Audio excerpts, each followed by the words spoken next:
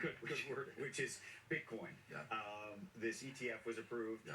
just about a week ago now, and I think a lot of people are trying to understand what it ultimately means. Yeah. JP Morgan, I imagine if you were a client of JP Morgan, you could call your broker and say, get me some of this ETF. What are you telling your brokers to tell them back when they make that call? Yeah. So this is an important thing. This is the last time I've ever talked about this in CNBC. Okay, so help me God. Blockchain is real. It's a technology.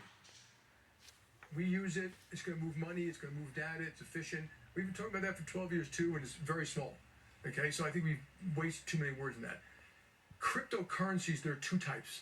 There's a cryptocurrency which might actually do something. Think of a cryptocurrency as an embedded smart contract in it, and then we can use it, buy and sell real estate, and move data. That may have value. The idea of tokenizing. Tokenizing things that you do something with. And then there's one which does nothing. I call it the pet rock, the Bitcoin or something like that. And so on the Bitcoin, there's, first of all, and I'm not trying to make a joke here. There are use cases. AML, fraud, anti-money laundering, tax avoidance, sex trafficking. Those are real use cases, and you see it being used for hundreds, maybe $50, $100 billion a year for that. That is the end use case. Everything else is people train among themselves. So Speculate. Yeah. Now my last statement, the last time I ever talk about Bitcoin is I defend your right to do Bitcoin. I think, it's okay. I don't want to tell you what to do. So my personal advice would be don't get involved, but I don't want to tell anyone what to do. It's a free country. What do you make of the other firms, the BlackRocks of the world that obviously, and Larry Fink changed his view of this, obviously. Yeah. And maybe he changed his view because you think he genuinely believes in Bitcoin, or believes it because he thinks that there's a marketplace for it and he wants to be part of that market. But what do you think of there's about a dozen big financial companies, Fidelity included. Number one, I don't care. So just please stop talking about this shit.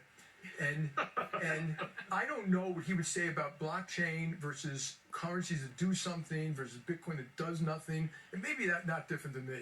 But this is what makes a market. People have opinions. This is the last time I'm ever going to state my opinion. Gold really didn't do anything either. Yeah, but gold's limited in supply. So is Bitcoin. And it's been used.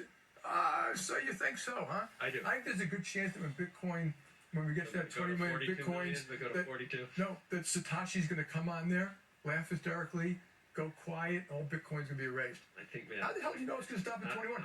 I've never met one person who told me they know for a fact they take that. Exactly, it can't happen because by the last one will be mined in 2150, and it gets harder and harder every time there's another halving. But Jamie, looking back over, do what you want, I'll do what I want. As for gold, you can the 6 characteristics that make gold valuable for 4,000 years. They're all present in Bitcoin. That's all I'm saying. I love you, and I don't want to. And I also don't want to be a. Joe, you may be right. Yeah. I don't own gold either, so okay. That's what I mean. Couple of quick final questions. I like to own things that pay me incomes. It doesn't cost money to carry. Anyway, and it costs money to carry Bitcoin too, by the way. We've talked a lot about commercial real estate here in